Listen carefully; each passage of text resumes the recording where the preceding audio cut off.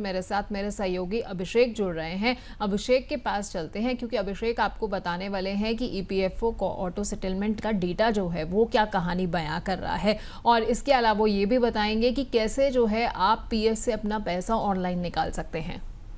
Thank you Pallavi. EPFO auto claim settlement से जितना आसान ये कर रहा है लोगों को पैसा निकालने के लिए, उतना ज़्यादा इसका प्रचार और इतना ज़्यादा लोगों के बीच में एक तरह से पैसे निकालने की सुविधा जो है वो लगातार बढ़ गई है। और जितना ये आसान होता जा रहा है उतना जो डेटा है ऑटो क्लेम सेटलमेंट के मामलों का वो भी लगातार बढ़ता जा रहा है। साल दर साल इसमें इजाफा एक तरह से देखने को मिला है। डेटा से आपको हम समझाने की कोशिश करते हैं। 3 फाइनेंशियल ईयर्स हैं, 2023-24, 2024-25 और 2025-26 के 2.5 महीने के। तो 2023-24 के अगर आंकड़ों को अगर हम लोग देखते हैं तो ऑटो सेटलमेंट क्लेम जो हैं वो 89.52 लाख के आसपास ये आंकड़े थे। उस वक्त इतना क्लेम सेटल किए गए थे, जो कि कुल क्लेम प्रोसेस यानी कि ऑफलाइन ऑनलाइन जितने भी तरह के आपके क्लेम सेटलमेंट होते हैं उनके कुल जो आपके होते हैं वो 31% ऑटो क्लेम प्रोसेस के जरिए हुआ था। 2024-25 की अगर बात करें तो करीब करीब 2.34 crore claim process auto claim process किए गए थे। वहीं 59% ये कुल जो ऑटो क्लेम जो क्लेम्स किए गए हैं ऑनलाइन ऑफलाइन उसका 59% ये हिस्सा था। वहीं 2025-26 की अगर बात करें यानी कि अभी जो चल रहा है फाइनेंशियल ईयर, उसके 2.5 महीने भी पूरे हुए हैं, उसके आंकड़े जो दिखाते हैं वो 76,52,000 के आसपास ऑटो क्लेम प्रोसेस पूरे हुए हैं। और ये भी कुल 70% मामले ये आंकड़े जो हैं वो 70% के इक्वलेंट है।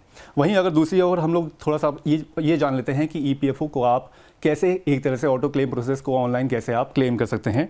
तो जैसे कि आप स्क्रीन पर देख सकते हैं, इसके लिए निकालने के लिए आपके पास यूएन नंबर ज़रूर होना चाहिए, क्योंकि उसके बगैर आप कोई भी प्रोसेस इसका आगे आप बढ़ नहीं पाएंगे। वहीं दूसरी अगर हम लोग देखें तो ईपीएफ से पैसा निकालने की ऑनलाइन प्रक्रिया ही होगी, क्योंकि ये पूरा ऑटो क्लेम प्रोसेस होगा तो एक तरह से ऑनलाइन ही आप इसमें पैसे एक तरह से आप निकाल सकते हैं।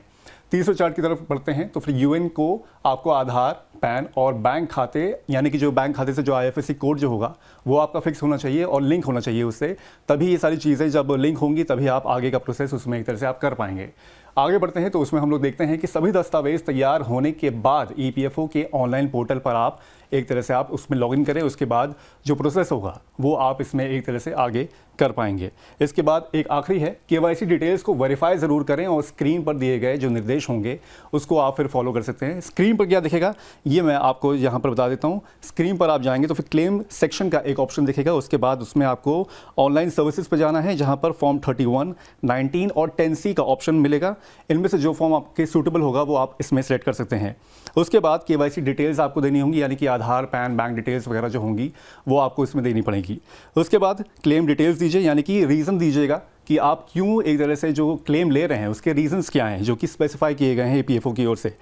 अमाउंट एंटर करिए जो कि 5 लाख रुपए से कम का होना चाहिए। ये अमाउंट उसमें एंटर करने के बाद ऑनलाइन क्लेम फॉर्म को आप सबमिट कर सकते हैं और लास्ट में व्यू क्लेम स्टेटस सेक्शन में जाके आप अपना क्लेम का स्टेटस देख सकते हैं कि आपका जो क्लेम जो आपने किया हुआ है वो अल्टीमेटली आपके बैंक खाते में आया है कि नहीं आया है।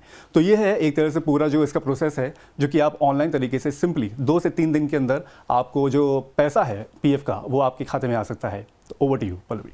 बहुत बहुत शुक्रिया अभिषेक आपका। आपने जो डेटा दिखाया उससे तो ये तस्वीर बिल्कुल साफ हो गई है कि क्यों आखिरकार ये ज़रूरत थी कि ऑटो विड्रॉल की लिमिट जो है वो 1 लाख से बढ़ाकर 5 लाख कर दी जाए, क्योंकि काफ़ी सारे लोग जो हैं ये पैसा विड्रॉ करते भी हैं। तो लोगों की कन्वीनियंस को देखते हुए जो है ये एक बड़ा कदम उठाया गया है। और इसके अलावा अभिषेक आपने बहुत बहुत शुक्रिया, क्योंकि बहुत अच्छे से हमें ये भी समझा दिया कि कैसे जो है हमारे तमाम दर्शक अगर इस सुविधा का फ़ायदा उठाना चाहते हैं तो उनको क्या क्या स्टेप्स फॉलो करने होंगे। खैर वापस अब मैं विनय जी के पास चलती हूँ। विनय जी, 5 लाख तक का क्लेम करने के लिए आखिरकार पीएफ में कितना राशि जो है वो होनी चाहिए? कुछ एक सर्टेन अमाउंट की लिमिट रखी गई है कि आप जो है 50% निकाल सकते हैं, 40% निकाल सकते हैं, या अगर मेरे खाते में 6 लाख भी है तो भी मैं उसमें से 5 लाख निकाल सकती हूँ?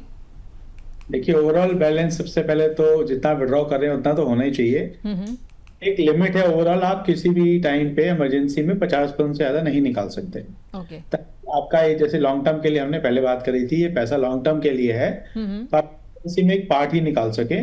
ऐसे ही ईपीएफओ में भी होता है और पब्लिक प्रोविडेंट फंड में भी ऐसे ही सिमिलर रूल्स होते हैं कि आप एक लिमिट तक एक पैसा विड्रॉ कर सकते हैं, तो वो आपको लिमिट का फॉलो करना पड़ेगा। ठीक है। और विनय जी, ये विड्रॉ जो है हम कितने टाइम पीरियड के बाद दोबारा कर सकते हैं? अगर जैसे मैंने एक फाइनेंशियल ईयर में 5 लाख निकाल लिए तो क्या मैं दोबारा 5 लाख निकाल पाऊंगी या मुझे अगले फाइनेंशियल ईयर का इंतजार करना पड़ेगा? अभी इसमें क्लैरिटी नहीं आई है, लेकिन हमारे हिसाब से साल में एक बार आप विड्रॉ कर सकते हैं टोटल 5 लाख रुपए। पार्ट्स में अगर अलग अलग आपकी सिचुएशंस हैं, आपने एक बार मेडिकल इमरजेंसी के लिए, एक बार शादी के लिए करा है, तो कुल मिला के 5 लाख रुपए आप एक बार ही साल में निकाल सकते हैं, और फिर आप उसको अगले साल ही उस बैलेंस अमाउंट को दोबारा से यूज कर सकते हैं।